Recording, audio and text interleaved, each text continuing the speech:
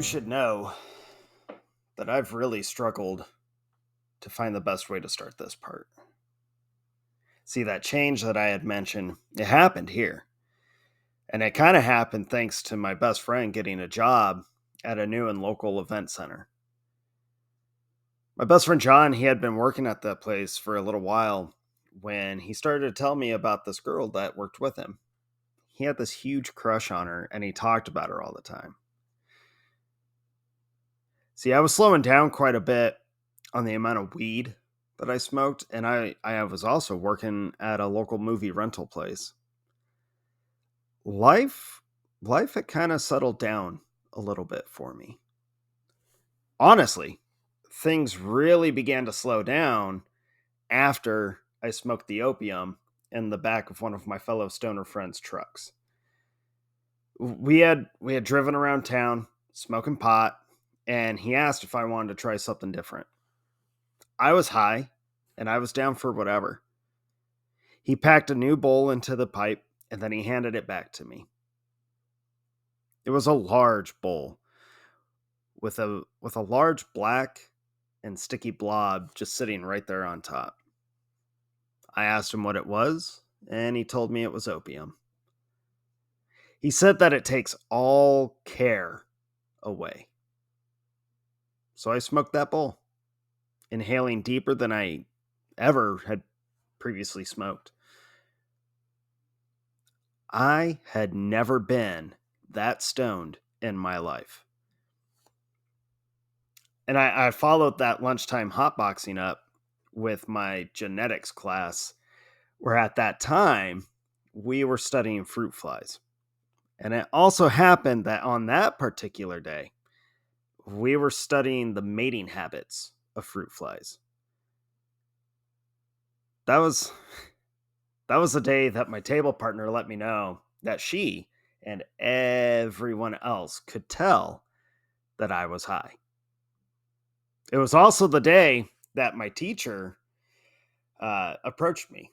He knelt down in front of my table and he made eye contact with me and he asked me to just never come to his class that high ever again.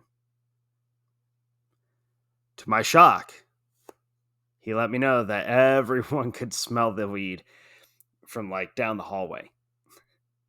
He didn't sell me out, and I kept my promise. I never showed up stoned to his class again. In fact, that ended up kind of being one of the last times that I actually got high. See, working at the video store was one of the best experiences of my life. It was a blast. And it was one of those things that helped keep my demons kind of at bay. I had the best coworkers, and a couple of which were actually friends from school. I never told them, but they all helped remind me of just how important having fun is. Plus, getting all the free movie rentals we wanted was kind of an awesome bonus. Working also really helped keep me away from getting high and getting drunk.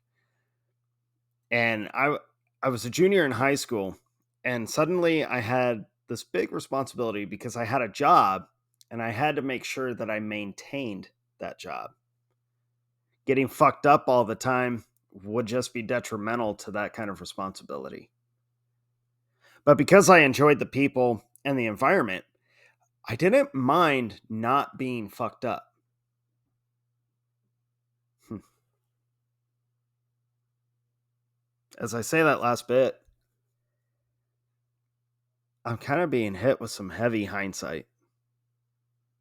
I really, really wish that I would have held tighter onto that principle during my younger days. It was a hard thing for my friends, especially my best friend and I during those days of those of those first jobs. I'm pretty sure it's weird for every teenager after they get that first job. We went from talking and spending a ton of time together to having to coordinate nights off just to be able to hang out. So it helped keep me sober and distracted, but it took away time from my best friend. We made it work though, and it didn't take me long to really not even think about weed or alcohol. I just thought about wanting to hang out with my friends. Again, a principle I wish I would have held on to tighter when I got older. And once again, more on that later. When we hung out at my friend's house, we tended to play Super Smash Brothers on the Nintendo 64. Really, we played whatever video game or watched whatever movie, but Super Smash Bros was just our jam. We had a lot of awesome nights, whether it was going to the theater or staying in and hanging out. When he started talking about the girl that he worked with, I was excited, but I was also a little nervous. I was excited for him to potentially have a girlfriend, and I was nervous because I didn't want to lose any more time with him. He was basically a brother. It didn't take long before he came up to me with the biggest smile that I had ever seen on his face. And I saw this dude when he stood next to a Lamborghini at a car show. He was notorious for basically jizzing on himself whenever he saw cars that he loved. He was our car lover of the group. But I knew as soon as I saw him what he was going to tell me. And sure enough, he had asked out his coworker and she had said yes. I didn't meet her right away, but when I did, I could tell that she made my friend happy. And that meant that I was cool with her. Little did I know, though, just how significant meeting her was going to be for me. At this juncture in my life, I had pretty much stopped really caring about dating. I had been in a couple of relationships, and neither had really done any good for me. One was potentially the shortest I've ever had. I don't even know if we made it a week, but she was scared of my mom and ended it before it could ever actually be a thing. And the next one, it lasted for a while longer, but she ended it one morning as we were walking into school together. She told me that it was because she just didn't want to be in a relationship. I later found out it was because she liked a guy at her church. But the one that lasted the longest, or the one after that, is the one that lasted the longest. But it was pretty doomed from the start. I was an asshole and had only really dated her out of spite for my mom, which is about as unhealthy of a way to start dating someone as you can get. After her, I was done. I figured dating was just something I didn't really need, and I just didn't need to worry about it. You've been wondering when I was going to get to that change that I keep alluding to. Well, to repeat from earlier, it happened here. And it happened one afternoon when I was getting ready for work. It happened because of her.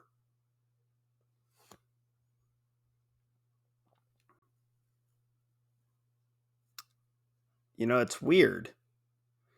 And some might not understand this, but obviously, giving these words, giving these stories a place to be and to rest, it can be difficult.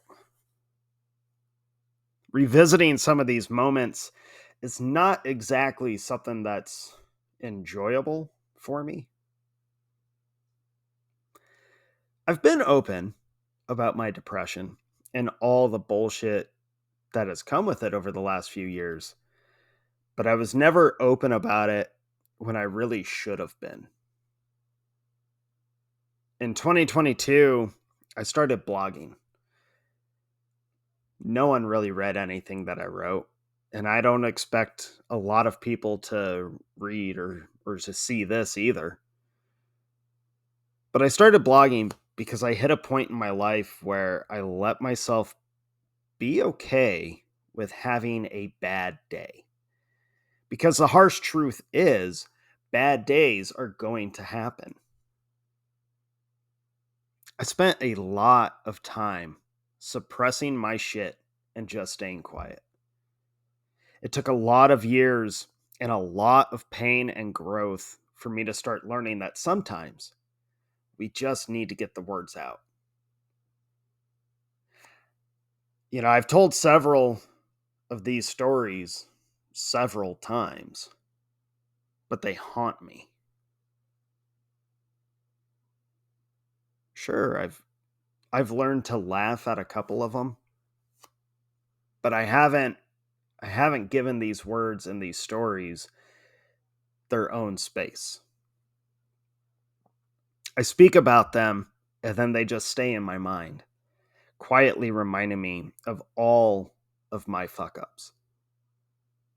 I don't need a reminder. I know my mistakes and I've made amends the best that I could over the years with them. I didn't spend much time worrying about detailing my suicide attempts because I don't have that kind of detail to give. In those moments, I was focused on only a couple of things. If I've missed details about the times that I was high and about the details that I was drunk, it's because I was impaired. I've never had all of the little details for those moments.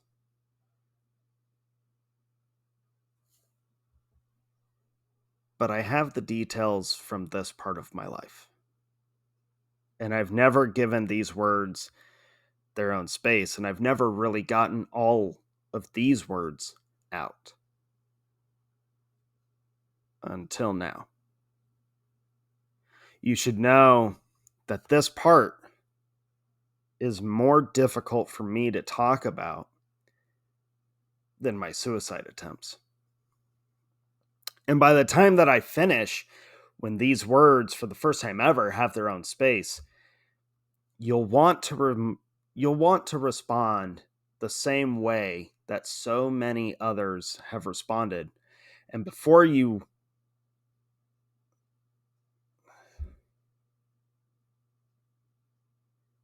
I'm telling you right now, you can save it. I've heard it.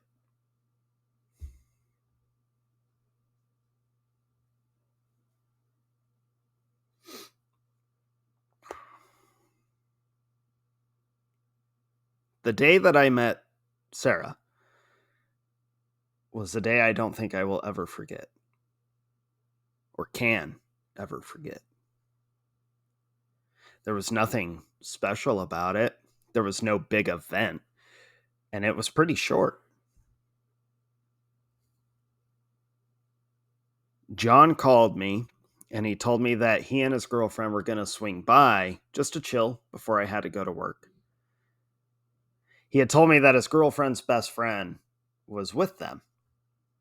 Now, I had just finished getting dressed for work. I'm wearing my navy blue polo and my khaki pants.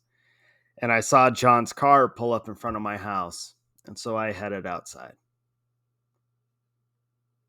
I closed the front door behind me and I took the step down to the walkway. I saw John. I saw John's girlfriend. And then I saw her. The second that I saw her, there was no moment where time stood still. Instead, all I heard was my inner voice, my instinct, simply say to me, "You're done. All the partying is done." And in the time that it takes to take a single step, my life changed. We were introduced to each other, and I spent the time being so awkward because I had no clue how to actually act. I spent the time chatting with them, sitting next to Sarah, and stabbing my shoe with my friend's knife. We decided to eat some food before my shift started, and luckily there was this Quiznos shop right next door to where I worked. So I went to have some food. We're chatting and just barely starting to get to know each other. I'm positive that John and his girlfriend were sharing those matchmaker looks to one another the whole time. They knew what they were doing, and it was off to a decent start. I went to work and I spent that whole shift thinking about her and thinking about how I was going to manage to get her to date me. She was simply the most beautiful young woman, and I felt like there was no way she would ever be into me. But I had to figure a way to change that. I've never been one to think that I have game.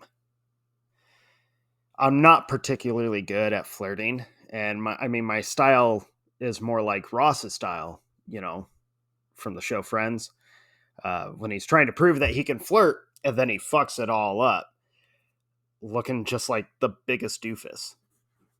Yeah, I'm not good at it. I never have been. I've been told otherwise, but all the times that I've been told that I was obviously flirting were moments when I was just trying to be polite and friendly. On top of not being particularly good at flirting, I'm also completely oblivious to when someone is flirting with me. I'm fairly certain, I'm positive, I've missed out on a couple of opportunities to have a relationship because of that. For some stupid reason, I'm just not wired to be able to read flirting or be good at it.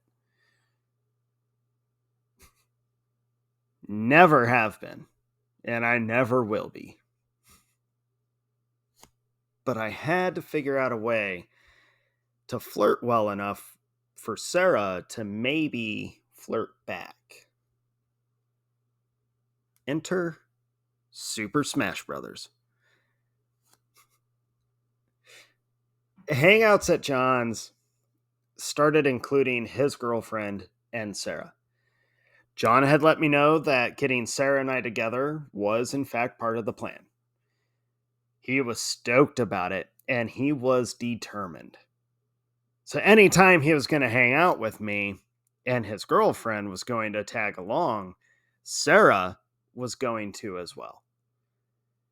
But it turned out that I wasn't the only one who wanted to flirt with Sarah. One of our other friends, we'll call him Lanky, because he was tall and he was skinny as hell. He started to develop a bit of a crush on Sarah. So we had a decent group playing on this particular night. But since only 4 players could play at a time, some had to wait their turn. You waited until someone lost a round and then you took their spot. Anyone could be playing at any time. There was no real rotation. And the times that Sarah and I would be playing at the same time were what really counted. So I decided to focus all of my attention, at least as much as possible without being obvious, on just battling Sarah. I learned later on that she had been thinking the same thing. That was our way of flirting. Kicking the crap out of each other's characters for the victory. It was basically the digital version of schoolyard flirting. We thought we were being sneaky, and we were not being sneaky. Everyone, except Lanky, had caught on and had caught on fast. Looking back on it, I understand why they caught on. We only went after each other unless we had to go after someone else. We did this every round we happened to play against each other. And on a couple of those rounds, Lanky happened to be in the game as well. And it turned out that he too wanted to flirt with Sarah in the same way. Well, bro code kicked in with John. He was on high alert, and he noticed immediately that Lanky kept trying to pry his way into Sarah and I's battles. John was formidable at Super Smash Bros. He was one of those players that just knew every trick, and if he targeted you, you were pretty much done for. Lanky starts interfering with my flirting with Sarah, and here comes John's character. And he beat the shit out of Lanky's character, pummeling him into the far side of the battle map. Having a wingman like that, it's pretty awesome. We had a couple of those Super Smash nights, and it didn't take long for me to realize that I didn't just have a crush on this girl. I was falling hard for her. I may have only been a teenager, but the truth is that when I was near her, when I talked to her, the world around me was brighter. The butterflies in my stomach, they fluttered their wings harder, and the character that I had been playing for so long was unnecessary. I was young, and I didn't understand what being in love meant, but I felt as though I was pretty close to it.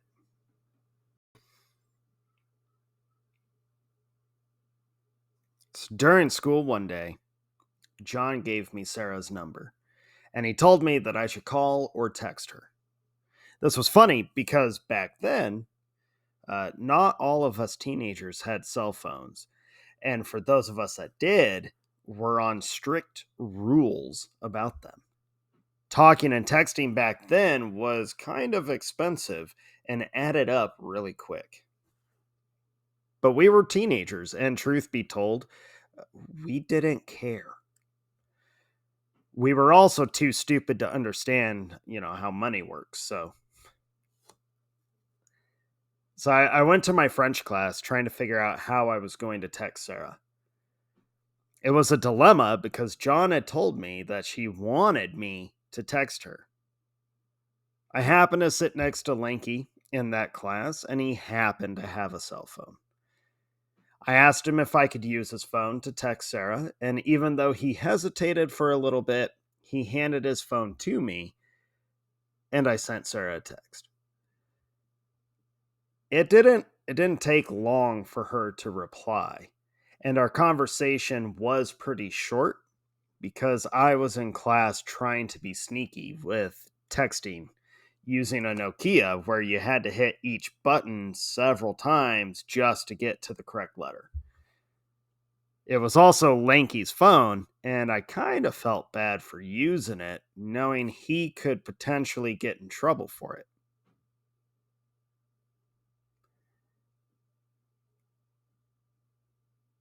I told John about using Lanky's phone, and he thought it was hilarious and also potentially a bad idea.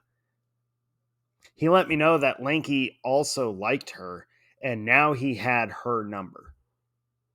I felt like an idiot, but I wasn't too worried because she seemed to like me, and she never really gave him any attention when we had our Super Smash nights. So the next time that I had French class, I made the decision to just ask her out. I figured if she said yes, then that took care of all possibility of Lanky asking her. More importantly, I liked her a lot. And I told myself that it had been long past due and that I needed to just ask. Lanky was a little more reluctant to lend me his phone that time. I told him that I just needed it to ask her something really quick. I played it off as cool as I could, and then I would give him his phone back and I would not ask for it again. So he handed me his phone and I felt my nerves skyrocket. I started it all off with the most cultured text I had ever sent. Hey, it's Dustin on Lanky's phone again. What's up? You see what I mean about having no game? I mean, honestly, the only thing that has changed over the years for me is that I have my own phone to send text from. Sarah told me that she and her friend were in an assembly and they were bored. I knew that I couldn't have a full-fledged conversation with her. I had to get to the point, and I had to do it quick. I told her that I wanted to ask her something. I learned sometime later that she and her friend knew exactly what I was going to ask before I had even told her that I wanted to ask her something. So that afternoon, in French class, texting on Lanky's phone, I asked her to be my girlfriend. She said yes, and I told her that I would call her that night. I handed Lanky his phone back, and I just smiled. I don't I don't remember the rest of the day. I was just in too good of a mood to care about anything else.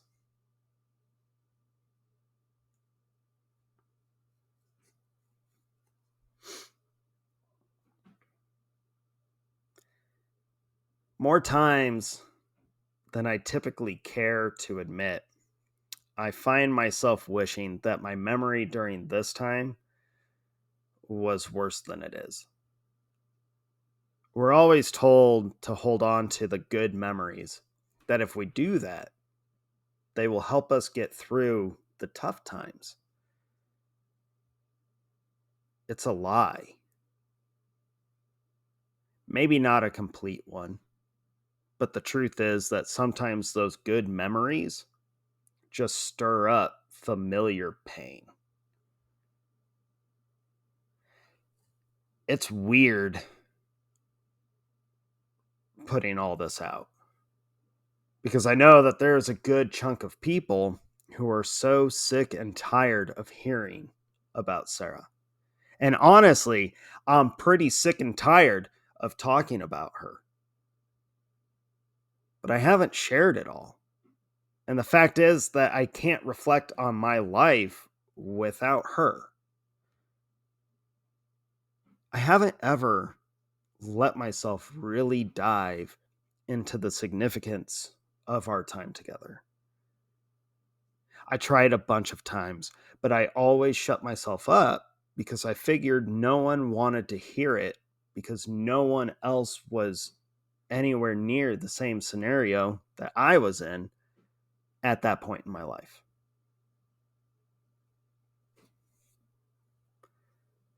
When Sarah and I were together, we were we were the only ones who were in a deep relationship. John's relationship with Sarah's best friend was short-lived and ended abruptly. All of our friends were single. There's plenty of our past friends who just simply never would have been able to start to understand where Sarah and I were back then.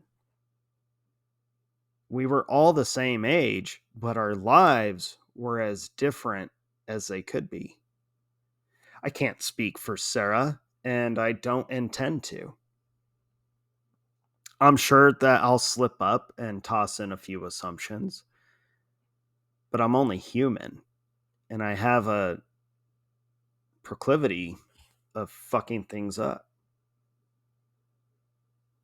Every word that I lay down here is from my perspective. It's mixed with the memories themselves and the pain of hindsight after all of these years. Memories can be beautiful, and I still have random moments when a memory will flash in my mind and I can't help but smile or chuckle. But sadly, as soon as the flashing memory is gone, I'm left with sadness.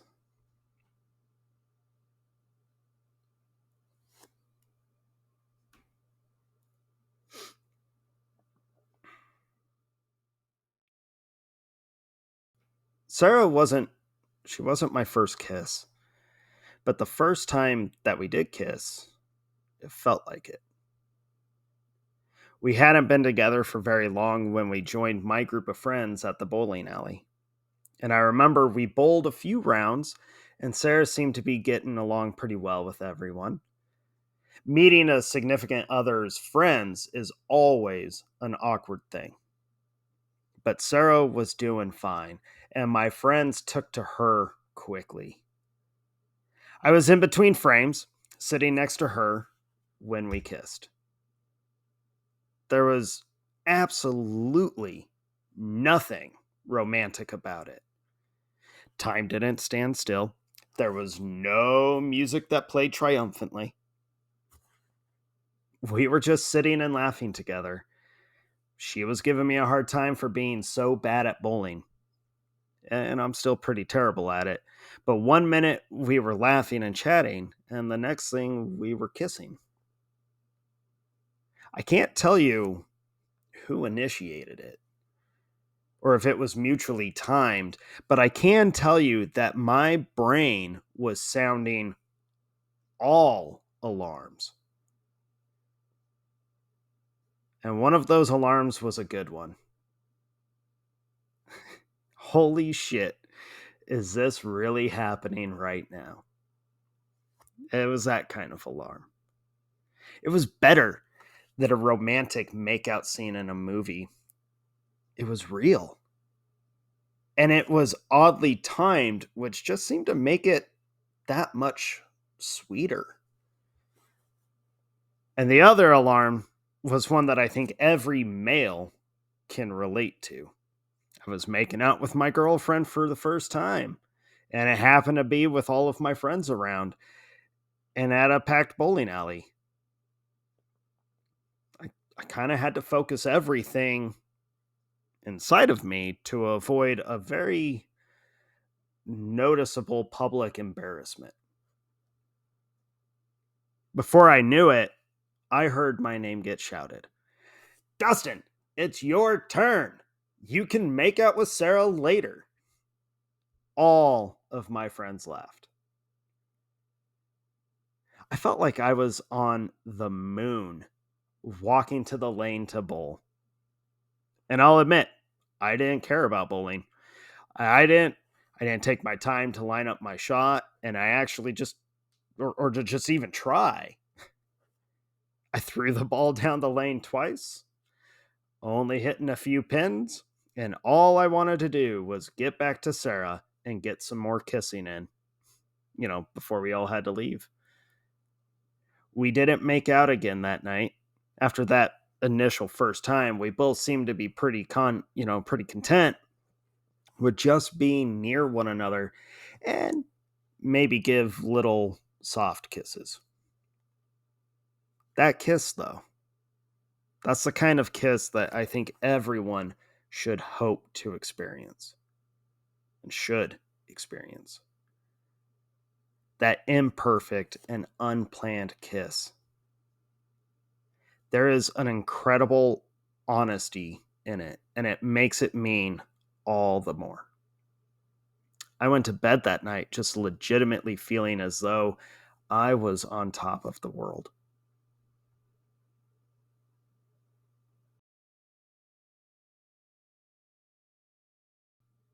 We did a handful of double dates with John and his girlfriend, and the first couple of times wound up like typical high school, date nights. Our friends would start making out on their side of the living room, and so Sarah and I would figure, why not? And have our own little makeout session. But there was something different. I made it a point to make sure that nothing would escalate, especially when we were still pretty early in our relationship.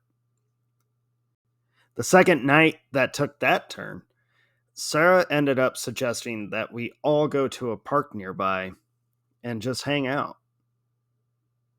We got to the park, and it didn't take long before our friends found a spot on the jungle gym and just began to search for each other's tonsils. Sarah and I, we couldn't help but chuckle about it, and we found our own spot. We were sitting on the edge of the second tier of the jungle gym, and it was next to this small slide. We started kissing, and then Sarah stopped it. My gut gave me a sizable hint as to what Sarah was going to say. And it was correct. She told me that she didn't want our relationship to be a physical one. She didn't want every time we hung out to end with us getting physical. She wanted our relationship to be more than that.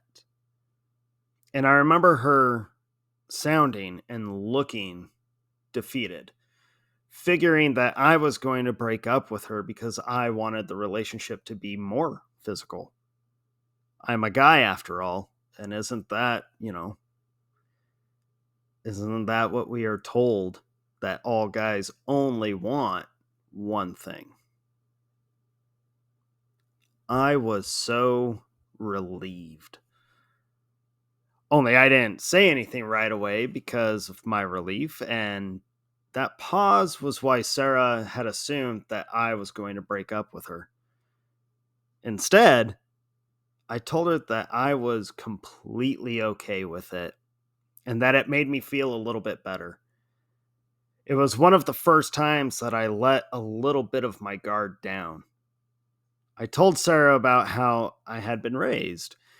It was a more old fashioned style, where chivalry and respect were high on the priority list when it came to women.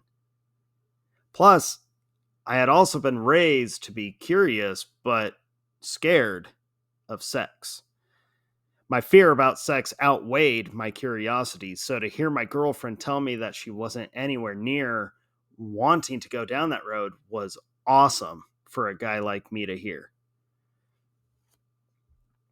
I've always looked back at that night on that jungle gym as a night that I chose to build our whole relationship off.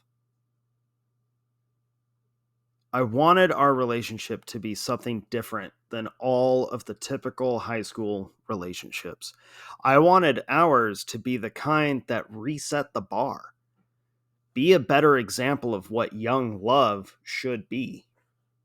We weren't going to have any focus on physicality, which to me meant that we would be focusing on a more emotional relationship.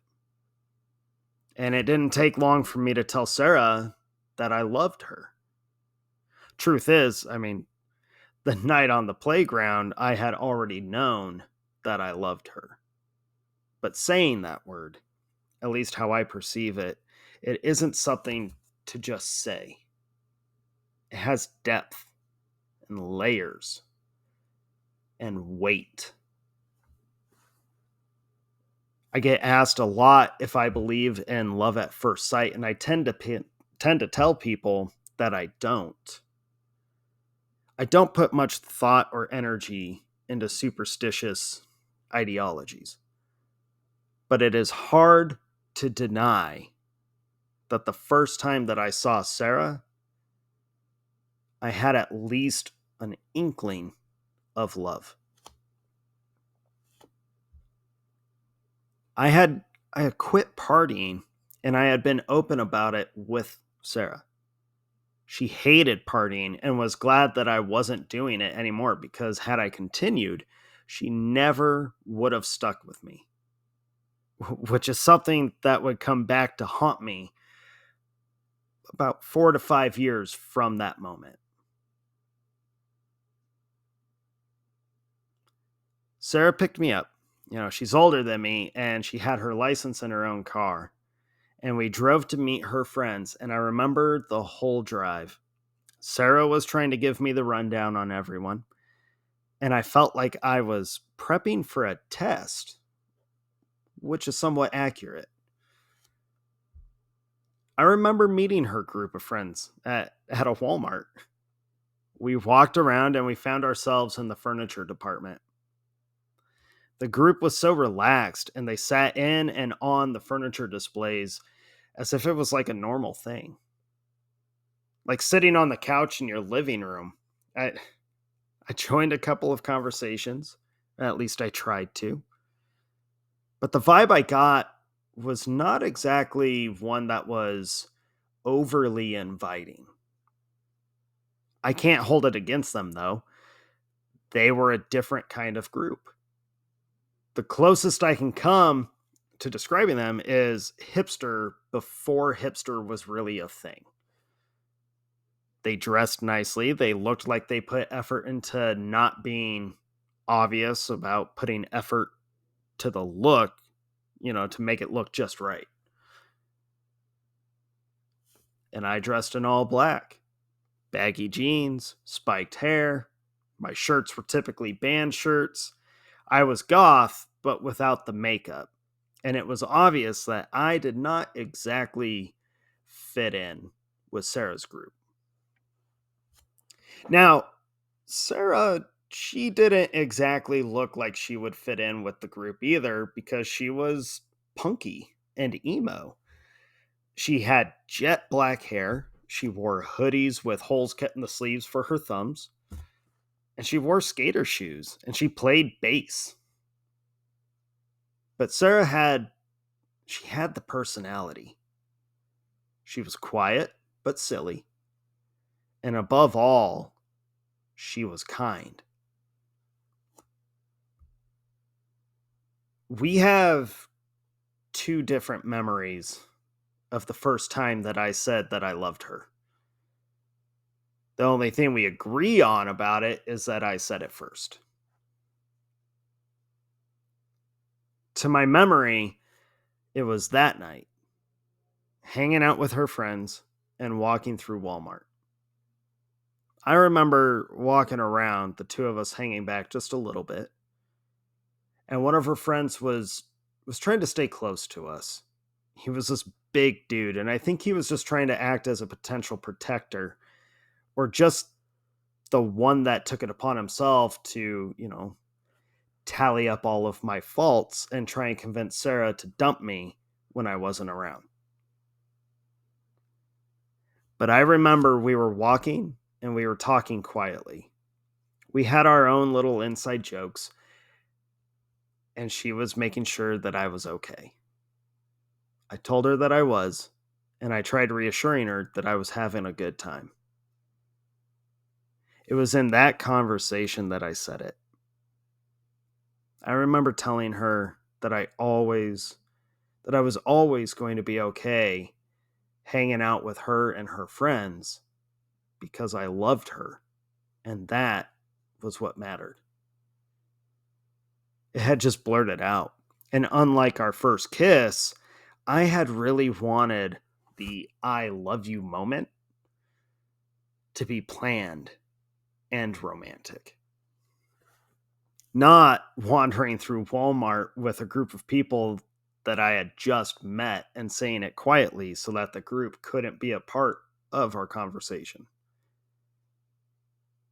I remember Sarah asking me to repeat myself, and I did, this time a tad louder than before. Before I could ask if that weirded her out, she gave me one of the tightest hugs and a kiss and told me that she loved me too. Her version's different. I can't remember what it is. Regardless, though, because telling Sarah that I loved her was one of the first times that I can remember completely letting my guard down. I didn't do it consciously, but it happened. I spoke a truth. and it scared the shit out of me, but it felt great and it didn't blow up in my face. Sarah hadn't rejected me, and I vowed to myself that night to not lose her. Sarah wasn't just my girlfriend, she was my world, and I was going to bust my ass to keep it that way.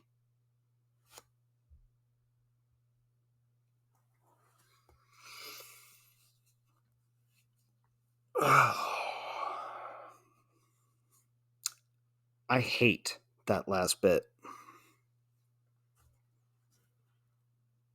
I hate saying that she was my world. I hate that I made so many vows and broke most of them.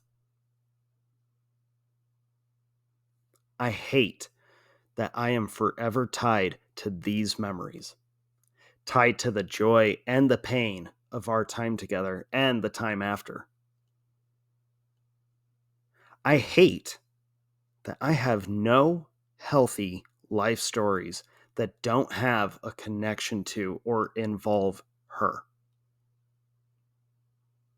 I hate so many of the choices that I made when I was young because the burden of those choices has been weighing on me for far too long.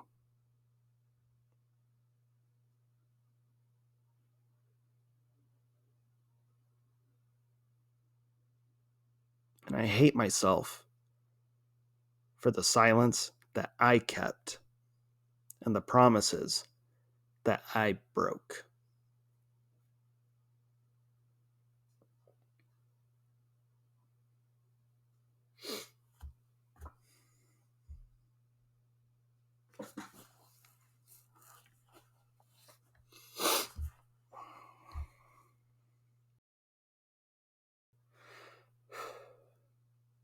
There are a couple of times where I wish that I could go back in time and be a fly on the wall.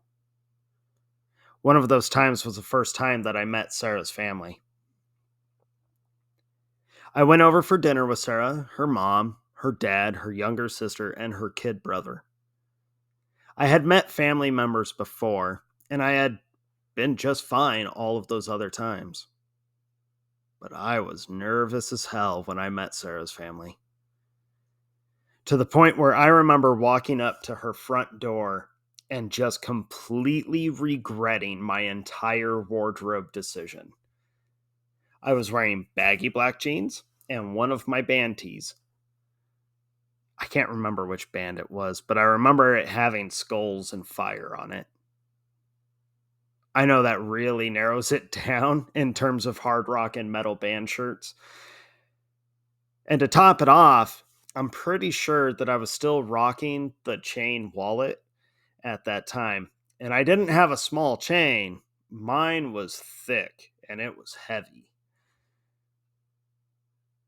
Normally, I felt confident and good in my clothes, but I felt like a chump just before I entered her house.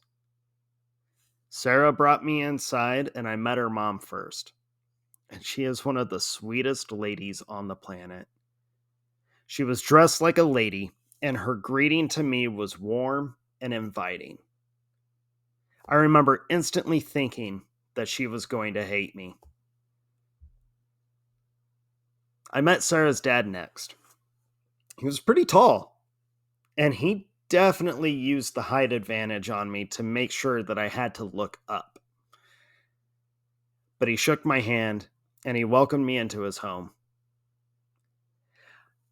I met Sarah's siblings. Her sister was in her own world, and it was obvious that she just didn't really care about meeting me. Honestly, it took a little bit of the pressure off. And when I met her brother, I just had a gut feeling that if Sarah and I could stick together, her brother and I, we would be pretty tight. I loved that dude immediately. He was funny as hell and proud to be weird. It was fantastic. Sarah's from Scotland. Now, hold on, because everyone gets this wrong. When I say that, I don't mean that she has Scottish blood in her lineage. I mean that she is actually from the country Scotland. Her whole family is. Sarah and her siblings had pretty much lost their accents because they were young enough when they moved to the States that the accents didn't really stick. Depending on the moment and the level of volume and enthusiasm in a conversation or argument. Sarah's accent was off and on, and if she was really upset about something, the accent would just come out. Other than that, though, it only really made an appearance when Sarah would say certain words. Her mom and dad, though, well, their accents held strong, and that first dinner was challenging. Luckily, Sarah's family found it funny, and through lots of laughter and simple conversations, that dinner went well. In my brief moment of wardrobe regret and knowing that there wasn't anything I could do about it, I figured that I would just make up for it with how I presented myself. I've always been good at being respectful in other homes. It doesn't take much effort, and in those younger days, I would still have to give myself a mental note to be as polite as possible. Now it just happens naturally. I know that I made a decent first impression because I never got the sense of judgment or rejection from Sarah's family. They accepted me, and it was such an awesome feeling. I mean, I had been accepted by my friends' parents. Our parents all functioned as a kind of hive parent mind. All of our doors were always open, and all of us referred to each other's parents as mom and dad. It's just how things were. I had never experienced that with a girlfriend. When it was time to end the night, I thanked Sarah's parents for having me over, and I thanked them for dinner. I remember feeling accepted by them. And Sarah's dad told me that he enjoyed meeting me and that he was looking forward to seeing me around more often. And Sarah's mom telling me that I was just welcome whenever. She figured Sarah and I would be spending as much time together as possible, so she gave me an open invitation, and I drove home that night just feeling great. I was a little worried for when Sarah was going to meet my parents, specifically my mom. I figured my dad would be fairly quiet, observing and listening more than talking, but I was worried that my mom was going to borderline interrogate Sarah. My mom is the kind of person that she asks questions, and lots of them. She is a conversationalist who likes to know what makes people tick, and she's detailed. I was worried that it would be too much for Sarah and that she would run off. And to my surprise, though, my mom only asked a handful of questions, and my dad talked more than he observed. Something was different when my parents met Sarah. I like to think that when they met her and when they saw how peaceful I was when she was around me, they accepted her on the spot. I didn't get the sense that they were worried about me dating her. They accepted her just as quickly as her parents had accepted me. And the night went well. And after Sarah left, my parents both looked at me and they told me that they believed that I had found someone great. It was a pretty profound collision of moments for me, and I had no clue how to process it. I wasn't stressed about it, and I started to realize something else. I hadn't had one of my dark days since I had met Sarah. Sure, I had the occasional bad day at school, or I get myself into a little trouble at home, but none of it was even in comparison to before Sarah. So I did the only thing that made any sense to me. I dropped my guard even more when I was around Sarah. I started sharing with her some of my struggles and some of the darker mental moments that I had. She didn't run from them, and she didn't hold them against me. She let me share music and movies with her that I figured would scare her away or give her cause to judge me. And instead, she encouraged me to continue doing it. Bit by bit, I could feel the walls that I had built, the characters that I had developed and played, all of it. I could feel weakening.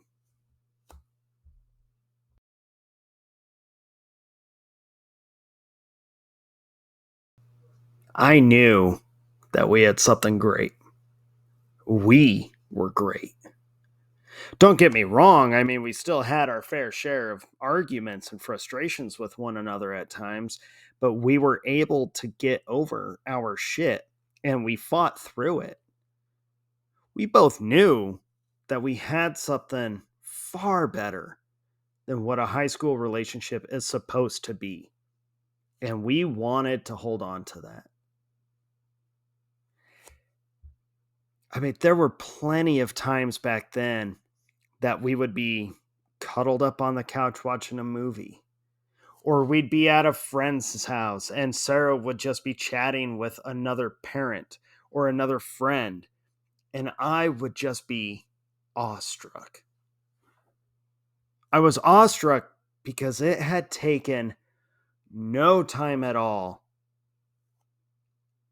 before I had fallen in love that my darker mentalities had been subdued. My relationship with my mom and dad had improved, and I felt genuinely well about myself. And I trusted this young woman enough to drop my guard with her. I had no walls. When it came to Sarah, I was willingly and completely vulnerable. And there were plenty of times when I would head over to Sarah's place to hang out with her family, whether she was there or not. Sarah didn't go and hang out with my mom and dad, but she talked to them fairly regularly.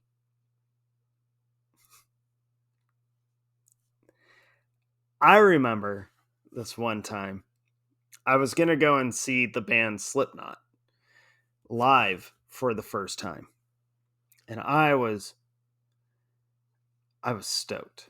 And they were playing with a band that I had really become a big fan of, Lamb of God, and I was stoked that I got permission to go to the concert. I couldn't wait to see those two juggernauts. I was ready for potentially being in one of their mosh pits. I had been in a few pits at that point, but there is a different kind of feeling when it's a pit at either Lamb of God or Slipknot. I was giddy as a child on Christmas morning, and Sarah and my mom were not. Sarah went with me to buy the ticket. You read that right, or you heard that right. Back then, you still had to go to a box office to purchase your tickets. There were actual Ticketmaster stores. I paid, and my ticket was placed in its little small envelope and handed over to me. There was no turning back. I showed it to Sarah, and I was so excited. Sarah looked at it as though I had just shown her my death certificate. She was not happy that I was going to that concert. Slipknot concerts have always had a reputation. It was almost like metal band lore. They were known for being balls out insane. Sarah was worried about my safety because she, like everyone else, had been immersed in that live Slipknot lore. It scared her. Of course, I made the mistake of telling her about Lamb of God's live show reputation, which was pure insanity as well. Needless to say, I did not help the situation. The day of the concert arrived, and I was getting ready to leave the house. Sarah was over, and both her and my mom were there to say goodbye to me. My mom couldn't tell me to have fun because she had also learned about Slipknot concerts. She told me to be safe several times. I gave Sarah a hug and a kiss, and she told me not to die, but to enjoy the night. I left to go to meet with my friends, and I spent that night just screaming and rocking out. That concert will always be a favorite of one of mine, or one of my favorites, because it wasn't near as horrible as you had been, or as that we had been made to think. Don't get me wrong. It was insanity at its finest, and we did get to be in a part of what was basically a tidal wave of people. I had so much fun that night. I don't think I ever stopped smiling. Sarah and my mom had spent that whole night talking and trying to keep each other comforted while I was gone. Their night was stressful because they were sincerely worried about my safety. My mom didn't really want to hear about the show. All she cared about when I was that I came home and still in one piece and that I had a good night. Sarah let me tell her all about the night, and I remember her eyes getting a little larger when I told her about the trifecta of mosh pits that converged on my group of friends during Lamb of God. The guy whose face was half covered in blood, and the tidal wave of people, the size of mosh pits, and etc. I remember all she could respond with was, "At least you're alive." She knew that I had a blast, though, and she knew that going to that concert had meant a lot to me. She ended up telling me about her night with my mom, and I couldn't help but laugh because to me, they had blown it way out of proportion. But I appreciated the concern nonetheless. Sarah was never the biggest fan of metal music. She was more into pop punk, emo rock, with a little bit of pop and hard rock mixed in there just to keep things fresh. Her favorite bands were like Sugar Cult, Blink 182, My Chemical Romance, Sum 41, etc. As far as music went, I was still young and very stupid. And I felt that as a metalhead, I wasn't really allowed to enjoy other types of music. Also, metal and hard rock held a deeply emotional significance to me, and I convinced myself that if I admitted to being a fan of other genres, I would in a way be betraying the music that started me on this whole path. or was a part of the beginning of this whole path, I should say. So when Sarah would put her music on and rock out to it, I would never fully embrace it.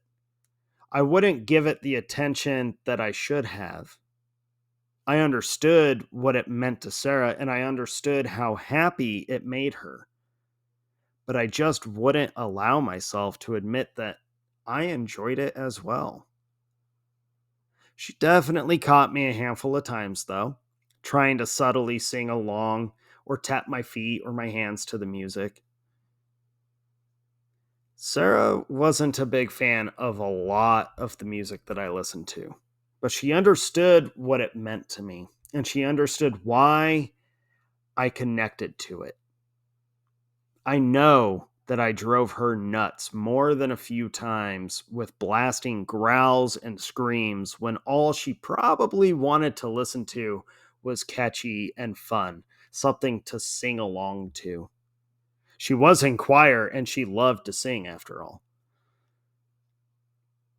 One of my favorite memories from those days was one day I went over to hang out with Sarah's little brother.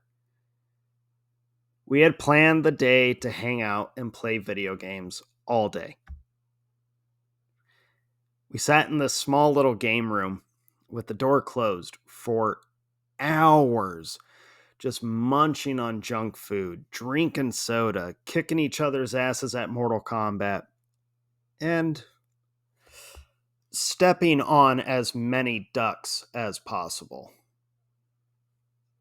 If you don't get that reference, you need to remedy that by watching the classic and fantastic movie Caddyshack.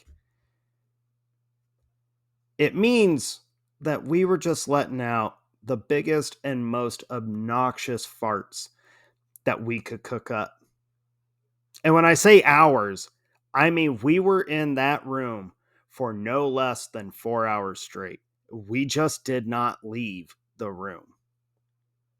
Time flew by, and before we knew it, there was a knock at the door. We noted the time and we realized that we had not left the room since I had arrived earlier in that day. Sarah opened the door and was physically unable to enter the room. She walked right into a wall of fart that had just been stationary for hours. Seeing her reaction to it and not being able to even come into the room was enough to send her brother and I over the edge with laughter. We were proud of our accidental accomplishment and we reveled in it. We also realized that maybe we should get out of the room and breathe some fresh air. We turned everything off and we left the door open just to air it out. It took quite a while. Something something kind of crazy started to happen, and every time I look back on all of this, I have to shake my head at myself. I had it great. It was more than great. Perfection was never something to strive for or think actually existed. I didn't care about perfection, but I was on a path of growth. Sure, I would have my tough days, but everyone has tough days.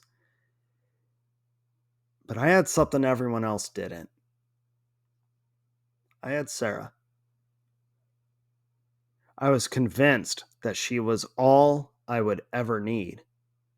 And just having her in my life made me feel like that path of growth was going to be amazing. But I pulled a classic me and I took it for granted. Not only did I trust Sarah, but her parents and my parents trusted both of us. Sarah and I, on most weekends, would stay at each other's houses. We alternated. One weekend I would stay with Sarah and her family, and the next, Sarah would stay with me and mine. I look back on that and I smile and shake my head. When I stayed at Sarah's, we would share her bed. I learned about duvets thanks to Sarah. She had this giant duvet on her bed. That thing was heavy as hell, but it was comfy. When Sarah would stay with me, she would sleep in my bed and I would sleep on the floor. Sarah's parents were a little more relaxed when it came to me and Sarah's sister's boyfriend. I will say that even though Sarah and I shared the same bed, we didn't sleep together.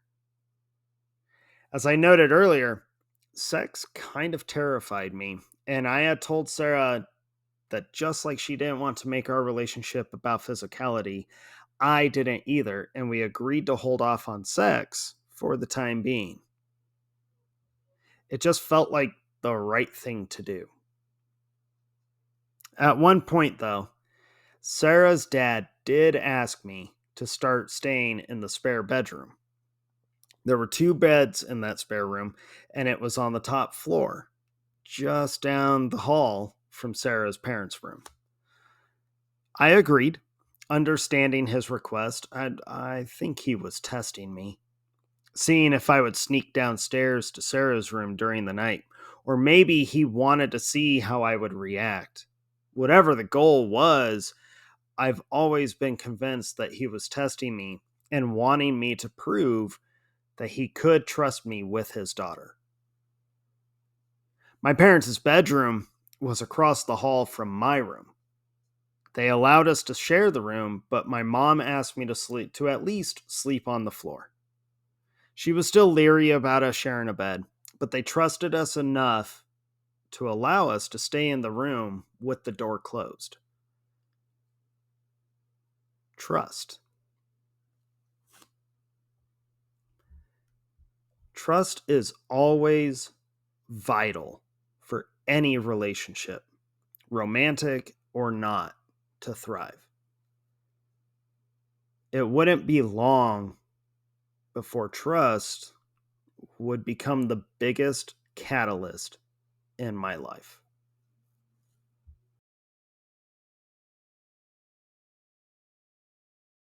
There are so many memories, so many moments that I would love to write down.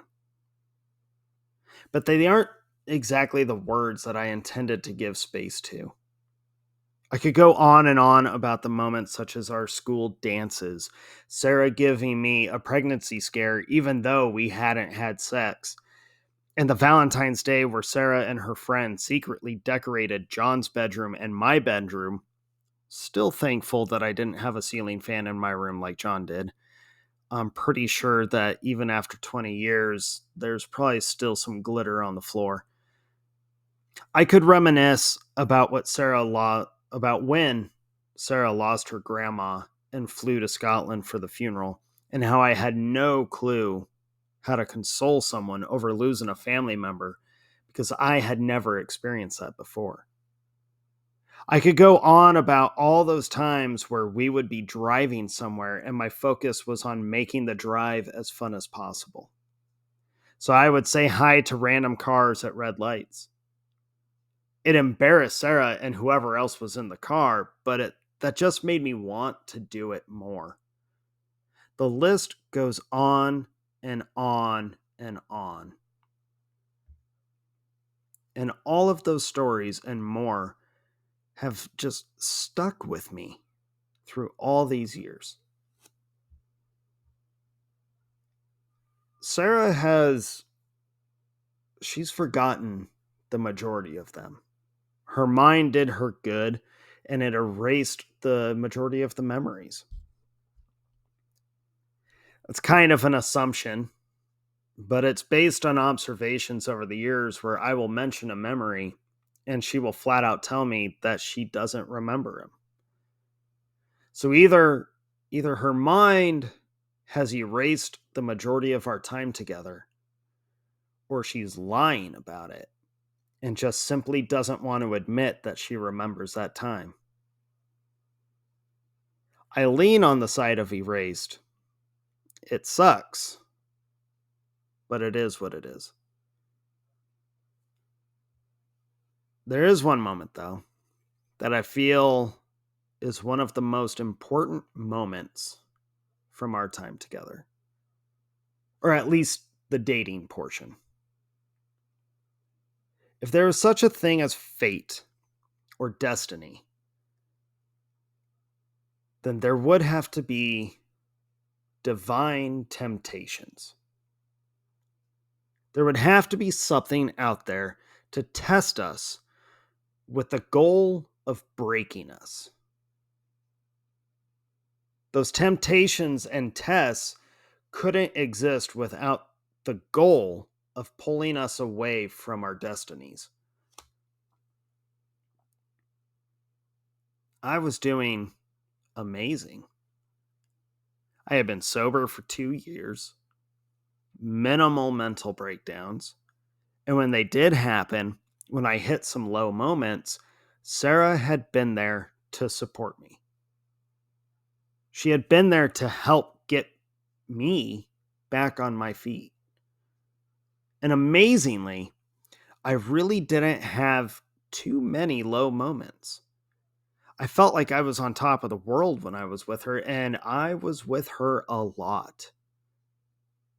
We didn't we didn't spend every moment together. We didn't even talk every day.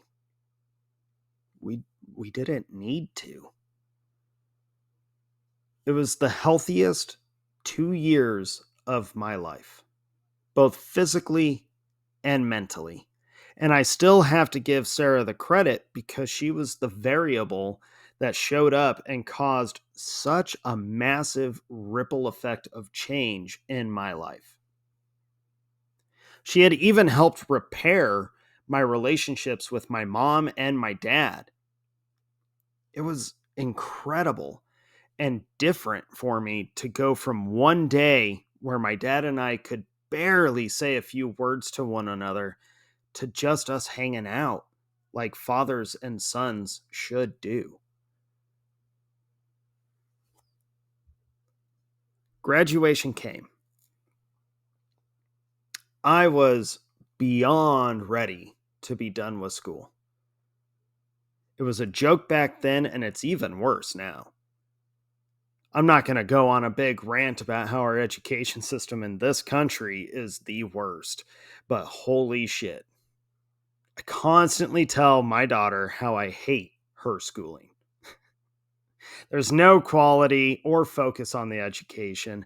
It's all about just pushing kids through and teaching them how to repeat stuff. They don't learn. Thanks to all of us carrying Google in our pockets, we've we've lost the ability to actually just learn anything. It's ridiculous and it drives me nuts. Anyways, so I remember sitting in my chair at my graduation and watching the ceremony. All I could think, as well as the majority of my class, was who fucking cares? Just give us our diplomas so that we can get out of here. Finally, the ceremony concluded. We were almost free. But we had to go back inside the school to get our actual diplomas because instead of just handing them out during the ceremony, the administration thought it was a better idea to have all of us file into the school to get them. The school system, folks.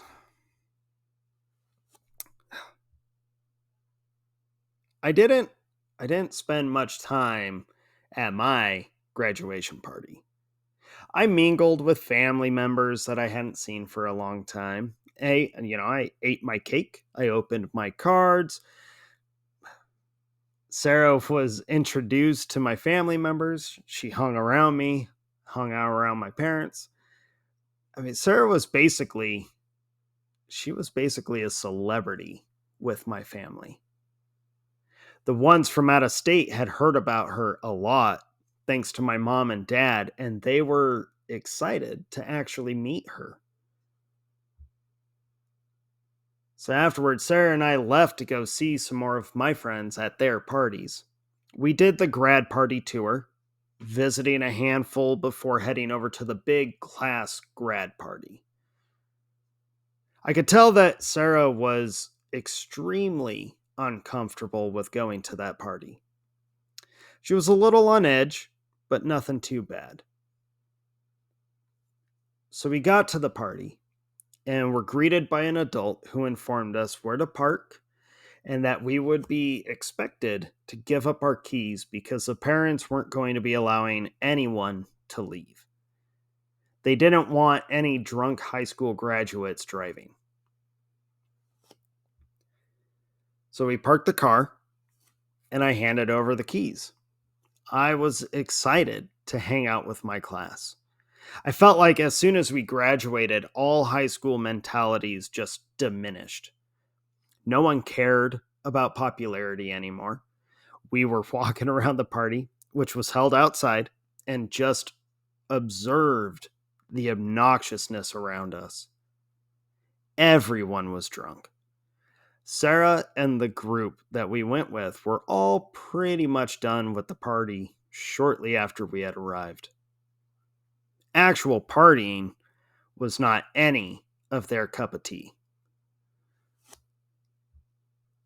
And I remember seeing the kegs and instantly feeling this huge drive to drink.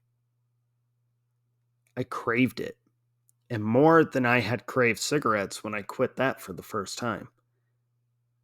I fought the urge to just walk over to that keg and get a beer.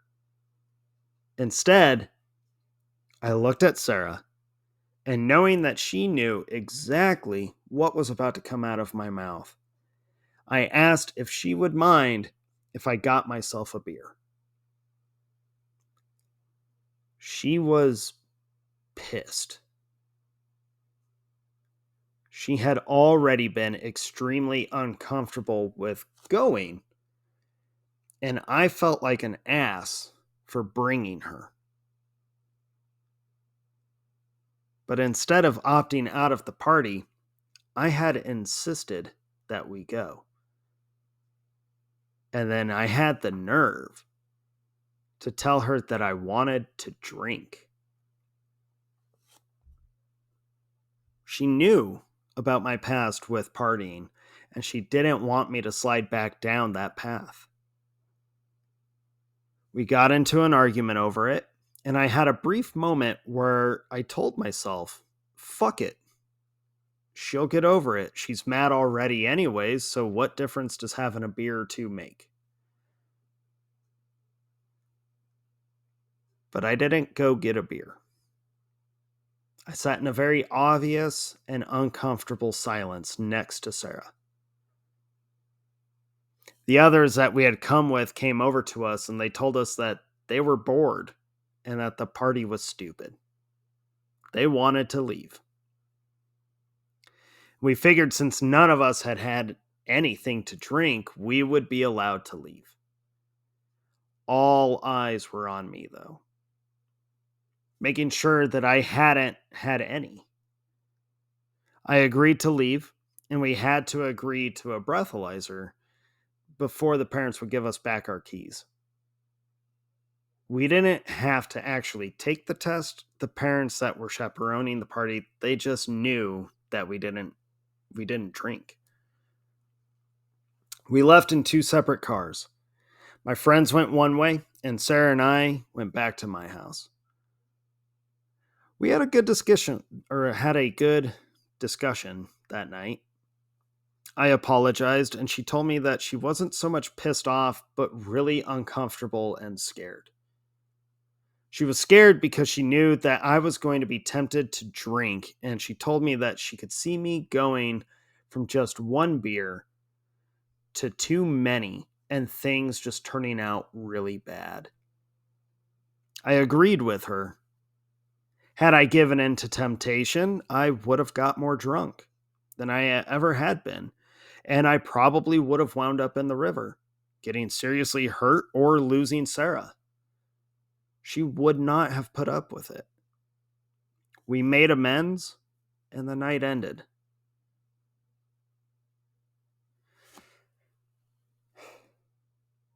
It's an odd thing when you are able to look back on moments in your life and have the ability to pinpoint an exact moment that would be the embodiment of the famous phrase, history repeats itself.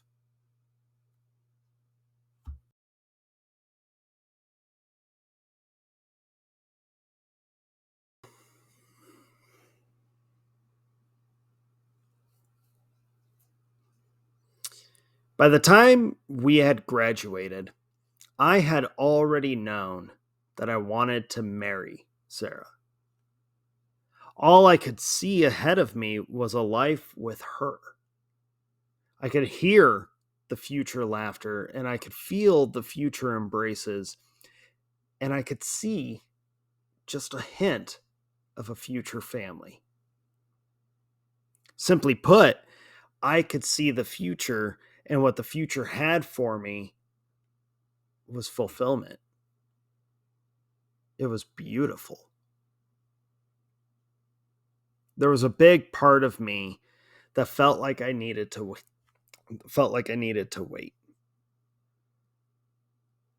It was like a parent telling their children about some grand vacation at the beginning of the year, but the vacation actually isn't until the end of the year.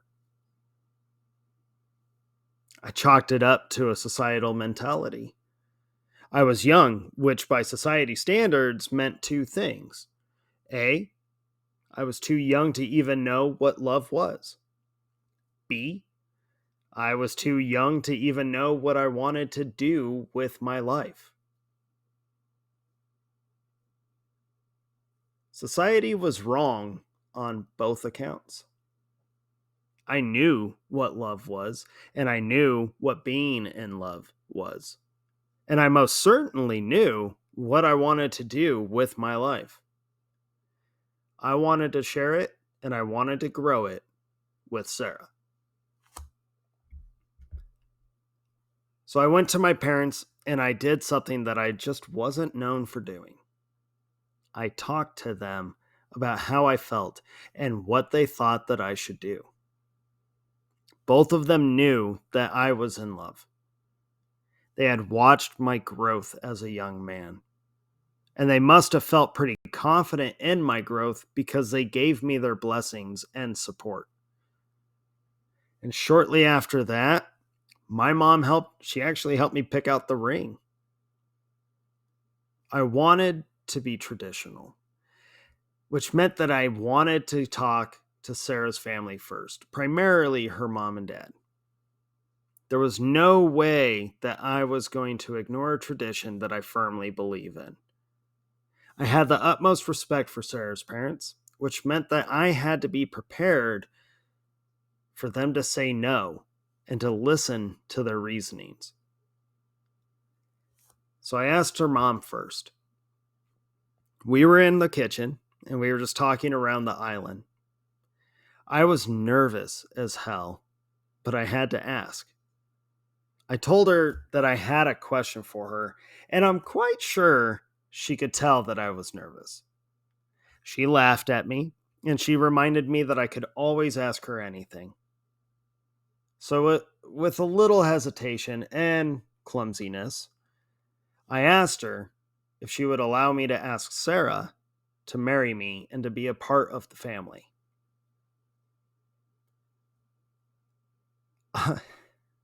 I'll never forget her response or the smile that was on her face. She walked to me and she told me, "You know, you're already a part of the family." And with that, she gave me a hug and her blessing. Following her first statement with took you long enough to ask, I was overjoyed. 3 parents down, 1 to go. I can't remember if I asked Sarah's dad the same day or if it was within a couple of days of asking her mom. I know it was very close, but that part, it is a little fuzzy to me. Regardless, I found myself in the car with her dad and her brother. We were running over to the mall to find something for Sarah's brother, and I had tagged along with the full intention of asking. I had told myself, though, that I should probably wait until after the mall just in case he said no, and then I could avoid an awkward car ride. I didn't wait. As soon as he put the car in park and he turned it off, I looked at him and I let him know that I had a question for him. Sarah's brother knew what was coming, and I remember seeing him from the corner of my eye lean forward from the back seat with anticipation. It was a little easier asking him because I felt pretty confident that he would say yes and give me his blessing. So I blurted it out, and he grinned. Sarah's dad he had a tricky sense of humor at times. He liked to make sarcastic comments to me to keep me on my toes, but he didn't really get sarcastic. In fact, he responded pretty casually and told me that he had known for a while that I was going to ask. He just knew. So he nodded, said, "Of course." We got out of the car, and I couldn't tell you what we were actually, or what we did there, what we were there for. I can't tell you about the car ride back. I can't really tell you anything about the rest of the day, except that everyone wanted to talk about it, but no one could because obviously it had to be a surprise for Sarah.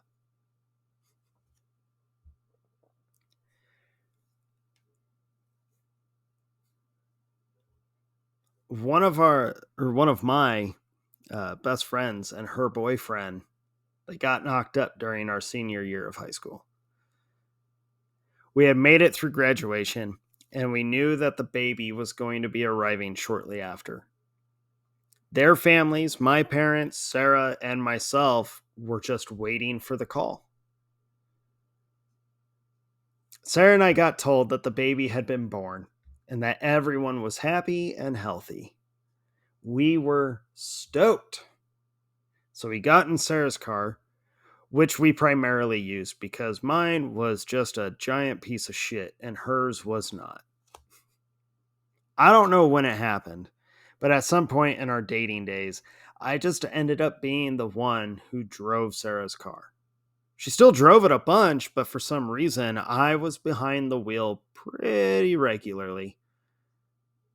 The drive was just another drive. We drove from Fort Collins, where Sarah lived, to Loveland, where I lived, and where the hospital was was at where our friends had the baby. I remember putting on the new Static X album, Start a War, during this drive. We were nearing an intersection where I needed to turn left.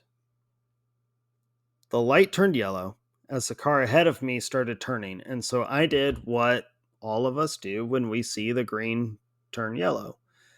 I sped up. We made it through the intersection and we continued on our way, rocking out and talking.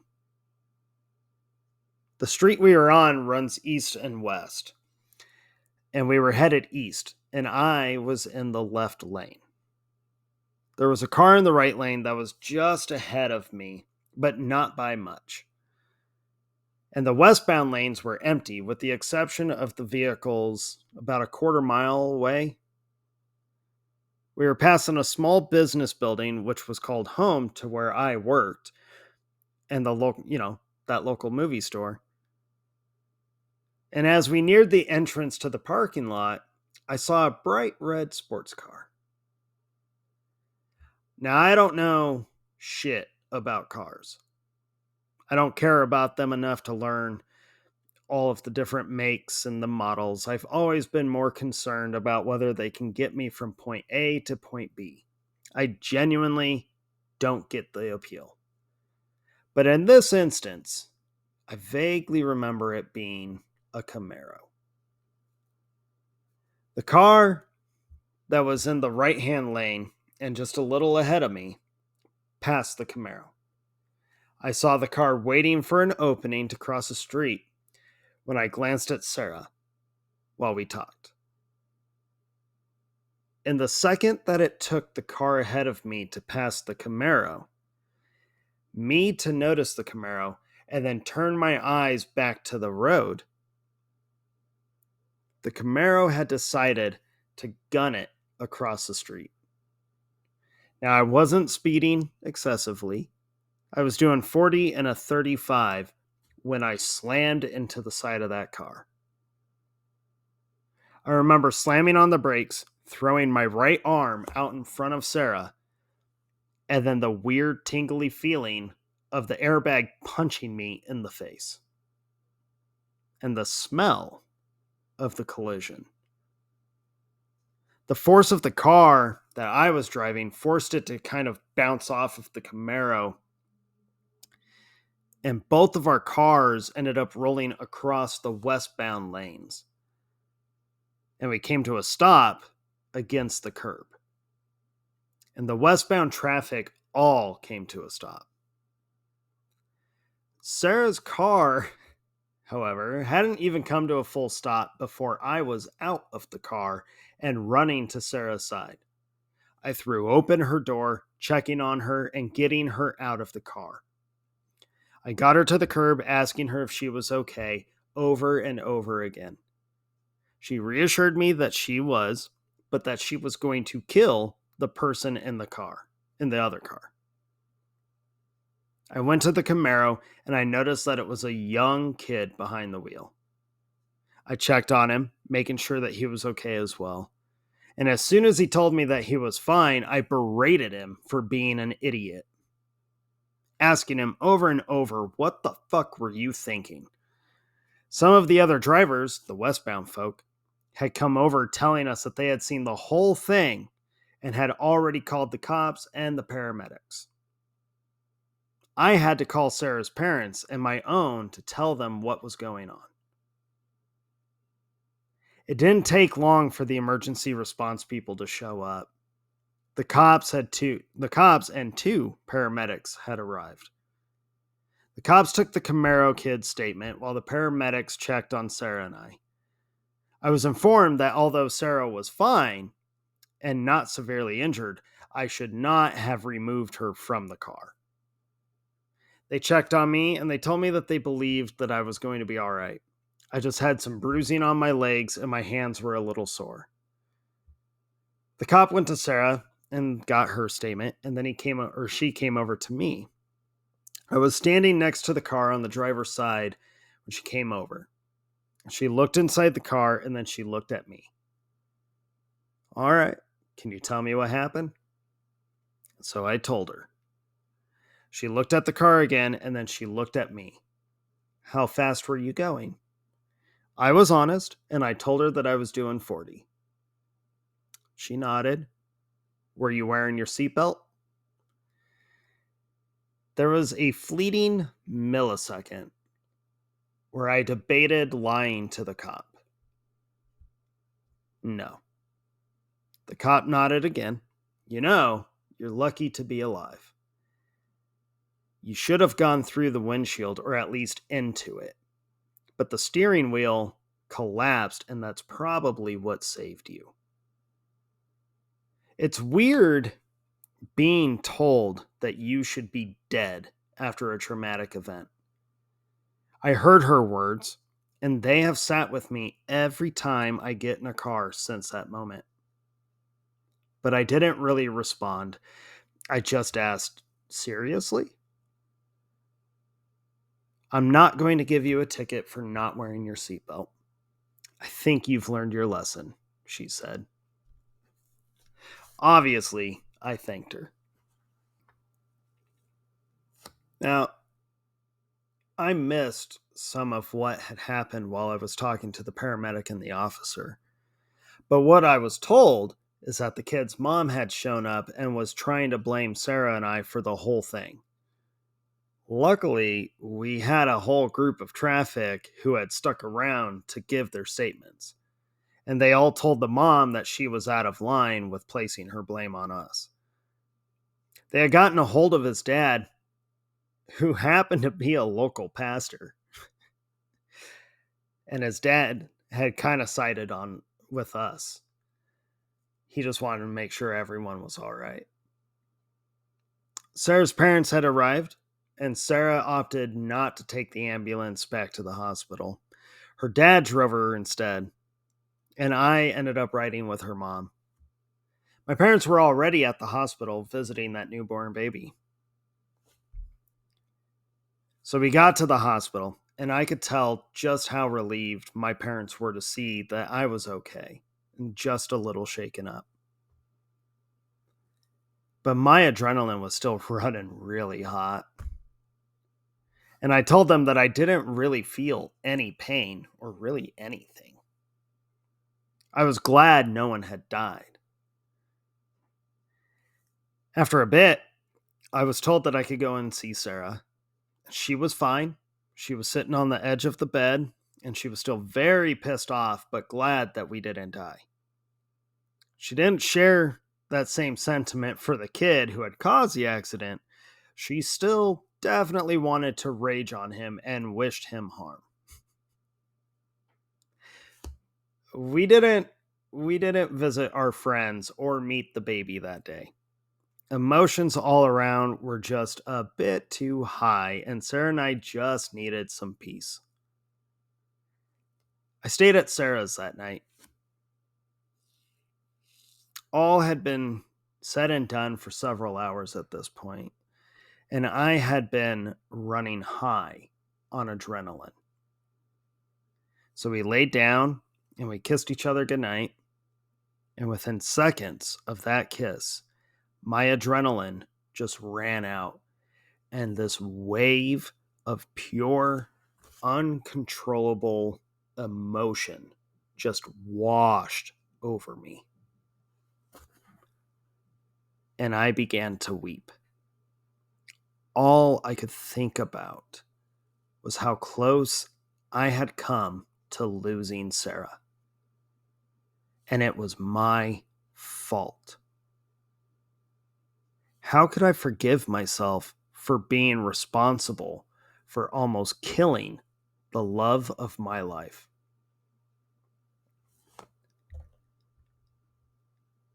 Sarah held on to me, consoling me and reassuring me that it hadn't been my fault. It had been the kid's fault. He's the one who had crossed 2 lanes of traffic without even checking. He had just gunned it. When I had caught a glimpse of him, it had just been good timing because he hadn't been stopped and waiting. He had just happened to be at that spot in the entrance and exit of the lot when I saw him. But I kept telling Sarah that it had been my fault. She pressed and just kept saying it wasn't, and then I told her why I was to blame. I had sped up at the yellow light. If I hadn't done that, we would never have seen the kid in the Camaro. We would have made it to the hospital, met the baby, and then spent time with either my parents or had gone back to Sarah's to watch movies and make out. But no, I just had to speed up and make that light. Sarah was able to calm me down, and I did eventually fall asleep. But to this day, the car doesn't even get started without my seatbelt being put on first, and I demand anyone who enters my vehicle to wear theirs. And it took a few years before I started trying to make it through yellow lights again. And even though I do occasionally do it, I still stop at them about 8 out of 10 times. I made it out of the accident physically fine, but it left a permanent impression on me. Sarah still has photos of her car after the accident, and a funny little detail that still flashes in my mind. Before we left for the hospital, I pulled the keys out of the ignition. And when I got in the car to get the keys, the stereo was still rocking Static X. And now, whenever a song from that album comes on, the memories of that airbag smell and the taste linger in my senses.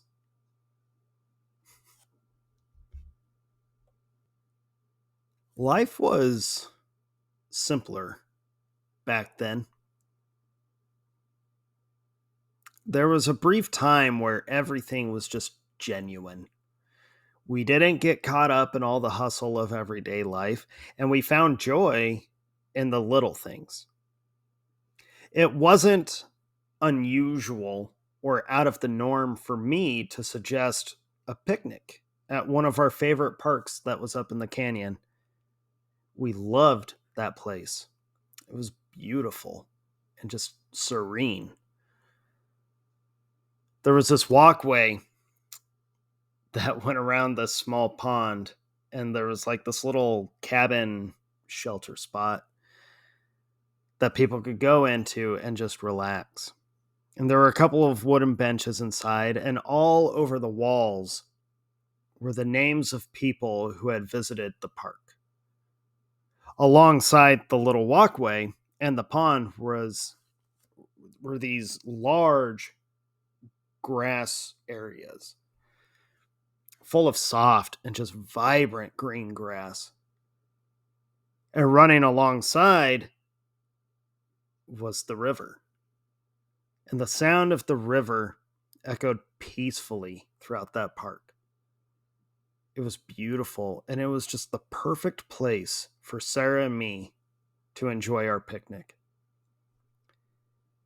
And for me to pop the question. I had been nervous to ask our parents for all of their blessings. And I remember being very confident about asking Sarah, at least until we were at the park finishing our lunch. But then I got nervous. I had figured that she would say yes, but I was suddenly nervous just because asking someone to marry you is such a massive thing. It's a little daunting. But I got on one knee and I made my little speech about how much I loved her and how much she meant to me and how I couldn't imagine a life that she wasn't in. She said yes, and we hugged and we kissed. And I gave my all to her.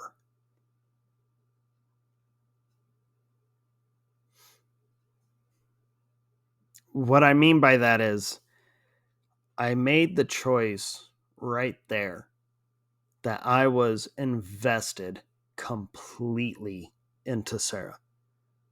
She had my whole heart, my complete trust, and my vulnerability. I gave my all to her. I was in love, I was engaged, and prepared to experience a real life with the woman who was the living embodiment of hope to me. Our families, they really came together after that. We had all already been operating as a full unit, but after Sarah and I got engaged, our families just naturally became more connected. I loved it. Every piece of my life's puzzle just seemed to be fitting into place, and the picture was becoming clearer.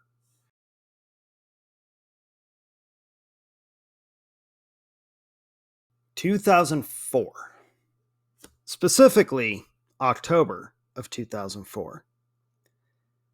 I got to meet more of Sarah's family. They were coming to visit from Scotland, and I was told that I was going to meet Sarah's aunt and uncle, not official uncle at that point, but he had been part of the family long enough to be considered the uncle, and their two kids who were close to our ages. I loved meeting her family. I loved joking around and hanging out with them. Before meeting Sarah's uncle, I had been warned that his accent was thick and that he tended to talk a million miles a minute. Sarah's mom had told me that even her sister, who was with him, sometimes had a hard time understanding him. I was all for it. They visited for a couple of weeks before heading back to Scotland, and we had tons of fun with them. We even talked a little about politics without getting into actual arguments. And we gave each other shit for how we pronounce things. It was a blast, and when they left, I was a little worried that it would be a long time before we got to see them again. A year later, I was invited to join Sarah and her family in Scotland for 2 weeks. Sarah's aunt and uncle were finally making it official in October of 2005. This was the chance of a lifetime because being able to travel internationally isn't something that your average person gets to do. My parents were excited about the opportunity and probably a bit nervous because I would be in a whole different country for 2 whole weeks. It initially felt like the trip would take forever to arrive. Anticipation always has a way of doing that. Before we really realized it, though, the time for Scotland had arrived, and we were on the first of 2 flights to Sarah's homeland. I wasn't just excited to see a different place other than Colorado, or the States in general. This felt more meaningful to me. I was going to see the love of my life's roots. I was going to learn her history firsthand, where it had all started for her. I was going to meet her old family friends. And meeting families, it means an exposure to their background, their upbringing. It provides a deeper understanding of them. This was bigger than that. This was more than just seeing old photos. I was going to actually get to be a part of the environment that Sarah had spent 14 years of her life in. I was giddy. I mean, how could I not be? I was going to Scotland. I remember seeing the joy and the exhaustion on Sarah and her family when we landed. A lot of the typical bickering teenager sisterhood between Sarah and her sister just seemed to dissipate when we got to their home country. I loved seeing how excited Sarah's brother was. He had been pretty young when they left Scotland, so this seemed to mean quite a bit to him because he was going to see his home through slightly older eyes.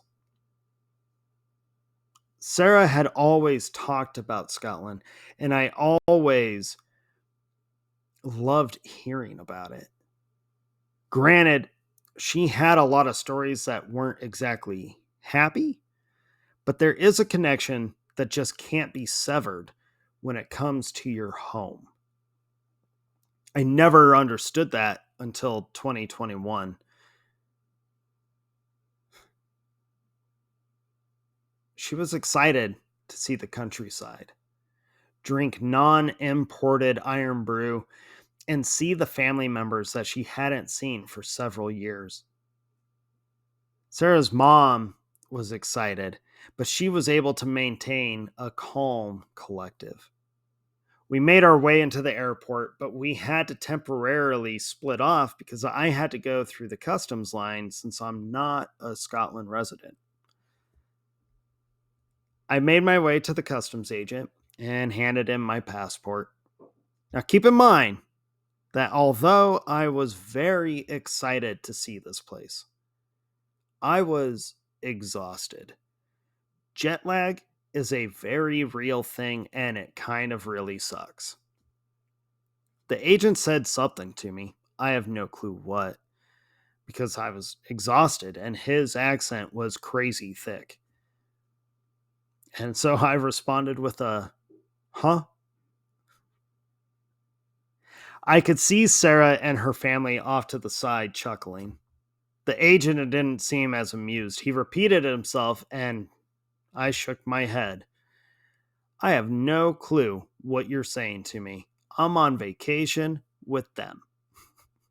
And I pointed at my future family. The agent smiled, nodded, and enunciated, "Welcome to Scotland, young man. Enjoy your vacation." He stamped my passport and let me through. My future family couldn't help themselves. They burst into laughter, and that became a story that was told over and over again during our 2 weeks. I had been determined to soak in everything around me while we were there. I didn't want to miss anything. However, it's hard to soak up a new place while inside of an airport. I remember us kids were just waiting for Sarah's mom to get the rental vehicle and just seeing how, even on the other side of the world, the airport environment just doesn't change. It's the same kind of hustle, but we were standing near the doors and I could see outside. It was overcast outside, and being so close to it was driving me nuts. I wanted to be immersed in the country. Sarah's mom, she gathered us all up and we made our way to the rental van that she had reserved. The drive to Sarah's aunt and uncle's place took a few hours.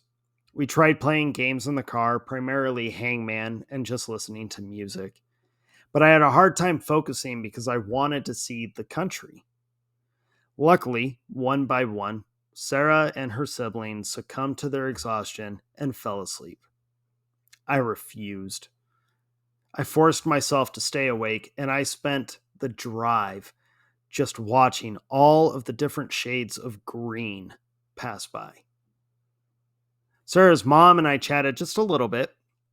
She told me more stories about life in Scotland and told me who I was probably going to meet while we were there. It was incredible. The 2 weeks that we were in Scotland, they were split up. The first week was going to be primarily wedding related, and the last week was going to be driving around the country and just seeing some of the cool sights. I was informed that since I was attending a Scottish wedding and I was basically a part of the family, it would be official in June the following year, that I was going to wear the proper Scottish attire. I was sent to a kilt fitting shop to pick out and learn how to wear a kilt. The shop was so tiny, but it was so awesome. I remember the smells in it. It was rustic and it just smelled of history. There was a thin staircase that led to the fitting rooms where I was educated on wearing kilts. I was also educated in the principle that if I wore a kilt with knickers on, I would basically be disrespecting the tradition. The point that point got really reiterated to me several times over that week. I had agreed to do it traditionally. I wasn't going to argue it. But the tradition is heavily respected, and it's a big deal when they invite an outsider to be a part of it. Sarah, her siblings, and I stayed with Sarah's cousins. It was awesome. We didn't do much, but I remember drives in the city, which included experiencing my first real roundabout, which was nice to see that system properly executed. There was one night that Sarah and I were dropped off in the downtown area to go have a little date. We found a fancy restaurant and we got ourselves a table. I don't remember what we ate, but I do remember we both decided that since we were on vacation and in Scotland, where it was legal for us to drink, we would allow ourselves a drink. I remember being excited, but kind of nervous just because of my past with alcohol. But Sarah reassured me that she was okay with it. We got this weird blue drink. I couldn't tell you the name of it, or even if it's around anymore, but it was delicious.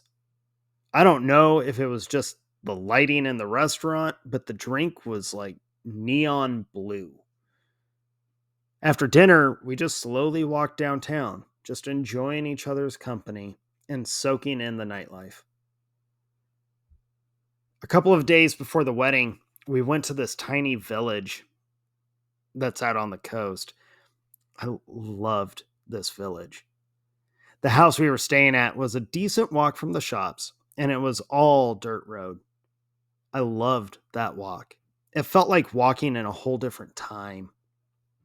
The quietness of the village made every gravel step just seem livelier than the previous. We went into one shop, which turned out to just be the convenience store and the post office. But you could barely fit like four people in this place. And even though it felt a little claustrophobic, I couldn't help but admire the ability of the people there to be able to be so comfortable with so little. The plan was for everyone to meet at the local pub, which doubled as a restaurant for lunch and drinks. So we got to the pub and were escorted into the seating area, which was separated from the bar area. Our table was a long table set right in the middle, and we all took our seats, and Sarah gave me the go ahead to have a beer with her family. I learned a fun little lesson that day. Up to that point, all of the drinking I had done was when I was partying, and it had been a couple of years. But for some stupid reason, I had retained that idiotic teenage mentality where I talked a big game and thought that I knew more than I actually did. Looking at the drink menu was humbling. I learned very quickly that I did not, in fact, know shit about beer. I can't remember the relation of the older gentleman that was sitting next to me, but he was helpful. I'm pretty positive he knew that I was being humbled by the beer menu. Lucky for me, he was ordering his drink before me. He ordered a stout, and because I wanted to make a good impression and because I was clueless to ordering beer, I just ordered the same thing that he had. He looked at me as though I was crazy, and then he double checked that I would actually be able to drink it. I assured him that I would enjoy it and that I enjoyed stouts. I had once had a Guinness after all. He laughed at me when I said that, and I didn't understand why until my beer was placed in front of me. It was solid black, like as dark as a stout can get, and it was in a proper pint glass. That old man next to me smiled, and he lifted his glass to me. So I lifted mine, and we said a cheers to one another. I took a large slug of the beer, and honestly, it had to be that moment that made me start appreciating beer on a much larger scale than the high school college way. Beer is typically drunk at those young ages just for the effect. But when I drank that stout, I was taught how much better beer can be than all of those cheap, rebellious beers out there. After lunch, a few of us went to the bar side, and I shook hands with that old man, and I never saw him again. Sarah's cousin, he wanted to shoot pool with his friends, and he invited us youngins along. He asked if we all wanted to drink, and I remember looking at Sarah having flashbacks of that graduation party. And Sarah told me that she actually didn't mind if I drank. I was with the family, so she didn't feel like she had to worry about me. We started with a beer, and then it turned into shots of tequila. And then I learned very quickly that just because you think you can put a bunch down at a party doesn't mean that you're able to put a bunch down at a pub, especially one in Scotland. And I was the Yankee, the American drinking with Scotsmen. I was fucked, and I didn't even realize it. We drank a lot. I had a bunch of beer, a bunch of shots. And according to Sarah and her siblings, I had gone around trying everyone's drinks in the bar. So who knows what all the other drinks I had. I know that there was whiskey mixed in there as well at some point. And the point is, I was fucking hammered. Sarah's mom and most of the adults had left before I got plastered. Sarah, her brother, and I decided to call it a night when the drunkenness was just really starting to kick my ass. Normally, the walk to and from the house that we were staying at wasn't too long, 5, maybe 10 minutes, depending on your walking speed. But it took forever for us to get back to the house because, well, I was a drunk wild card who couldn't find his own 2 feet. I'm not a swimmer. Never learned, never cared about it all that much. But I remember walking by the ocean that night and having an overwhelming desire to just jump in. It just seemed like a great idea. To get to it, you had to go through like this little fence and a gate. And I tried climbing over it. Thank God Sarah and her brother were there to stop me from climbing over the gate and just jumping into the freezing cold ocean. They took me to the house, and I remember seeing Sarah's mom and just feeling so bad. She was seeing her future son in law drunk. All I wanted to do was apologize. Now, to me, it didn't take long to get me to lay down on the air mattress that had been set up for Sarah and I in the living room. And to everyone else, it took a little bit of effort, but they got me to lie down, and the house became quiet and calm. And then the front door blew open, and I looked up and I saw Sarah's cousin, and he saw me. Now, when you get drunk with someone, a camaraderie develops. Unlike how when you see a friend when you're sober and you give a subtle little head nod and a calm, like, what's up? When you see the person that you got hammered with after more than like 10 minutes, there is no subtle head nod or calm, what's up? No, you tend to just shout something in the line of, hey! And you somehow find a way to slur a single syllable word. So I'm lying on my back on the air mattress, and I see him, and I shout my slurred hey, and he sees me and then proceeds to avoid the other air mattress and furniture in the living room to crawl along the wall, bracing his footing on the top of the couch towards me. He lifted his hand to give me a high five, which meant that he just let himself drop right down towards me. Needless to say, we did not high five. Instead, he hit the empty side of the mattress that I was on, which bounced me sideways and straight into the front of a chair that was next to me. He thought he killed me, and in his overly drunken state, thought that the only way to make sure that I was alive was by attempting CPR. He didn't get very far with that before everyone got him off of me. I remember the sober ones of the house having to having their work cut out for them, trying to get Sarah's cousin, her sister, and myself calmed down and quiet enough to get some sleep. They eventually did.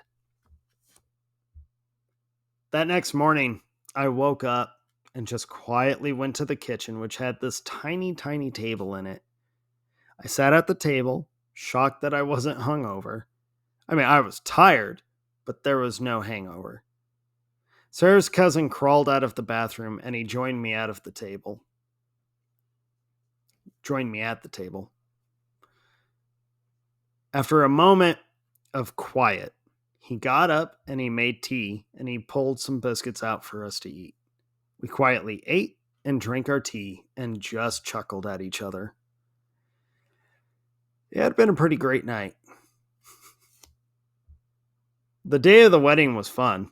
Us guys took turns getting showered and dressed, and everyone was making sure that I remembered not to wear anything underneath the kilt.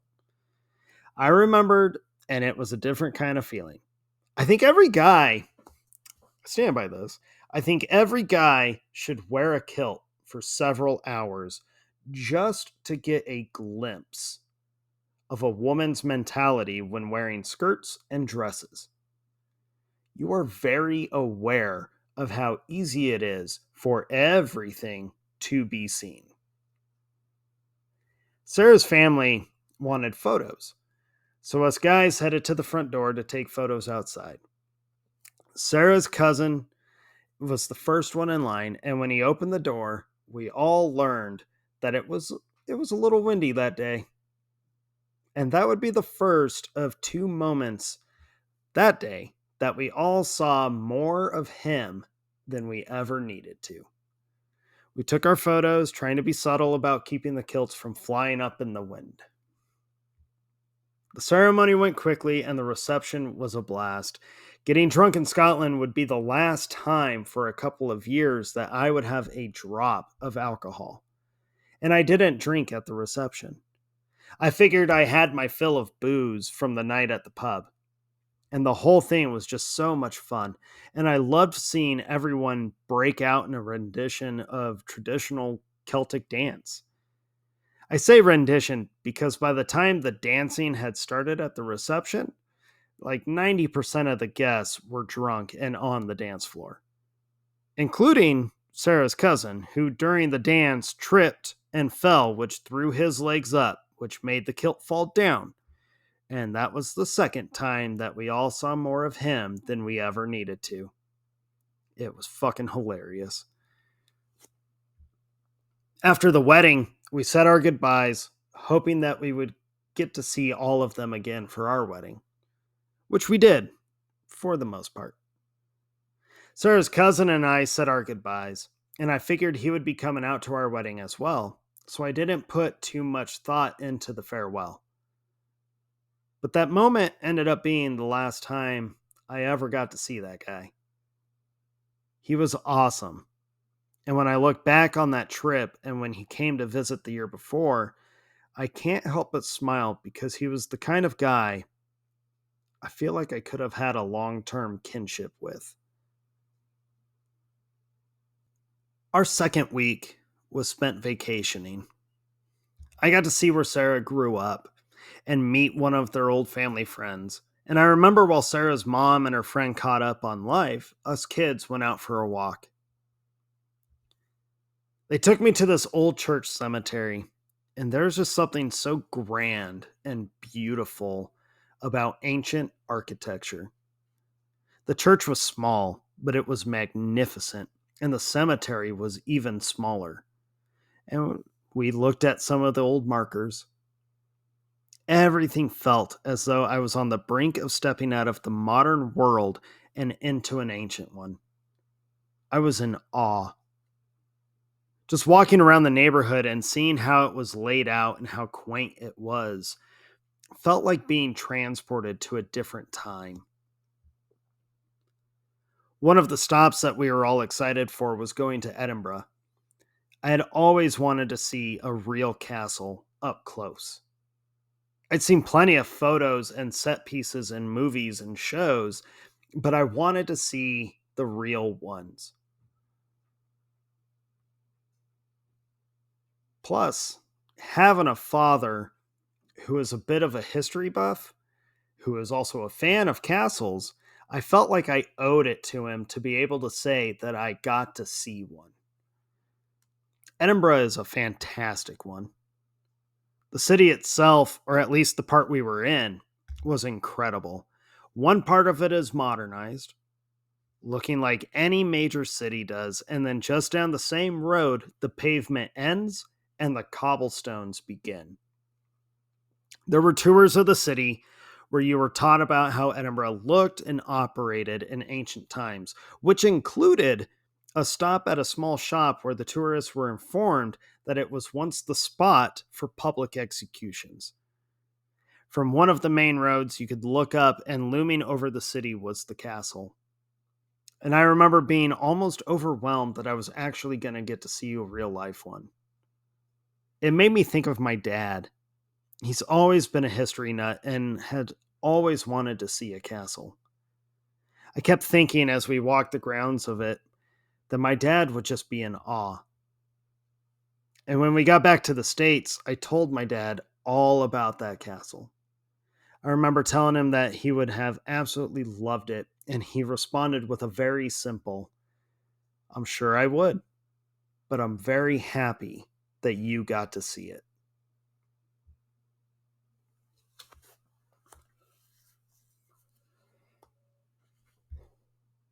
The rhetorical question of if you could go anywhere in the world, where would you go, is one that seems to just always come up. Ever since that vacation, my answer is always to go back to Scotland. That place made quite an impression on me. I find myself thinking about those hills and the mountains that we drove through. I remember all the freaking sheep that just roam free, the overcast days out in the countryside that just look like something out of a fantasy movie. When I think of Scotland, I think about the community that I was introduced to and made part of, even if it was only temporary. I find myself looking around here at home and thinking things would be so much better if we just focused more on community. Smaller shops, simpler mentalities. Of course, this is stuff plenty of people think, but then we fall into our typical ruts and we go right back to doing what we always do. We think how we always think. Scotland wasn't perfect. Their system isn't perfect, just like ours isn't either. When I was there, though, depending on what part of the country you were in, it felt like a different time period, an older one that refused to give it in to this modern world. I loved my time there, and I greatly miss it.